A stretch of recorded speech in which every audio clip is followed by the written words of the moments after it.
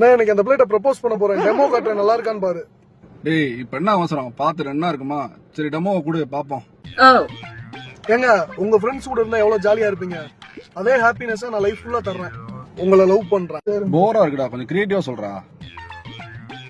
ஏங்க உங்க அண்ணன் தம்பி கூட இருந்தா எவ்வளவு தைரியமா இருப்பீங்க. அதே சேஃப்டியா நான் தர்றேன். உங்களை லவ் பண்றேன். நீ யார் லவ் பண்ற? அவன் அண்ணன் லவ் பண்ற.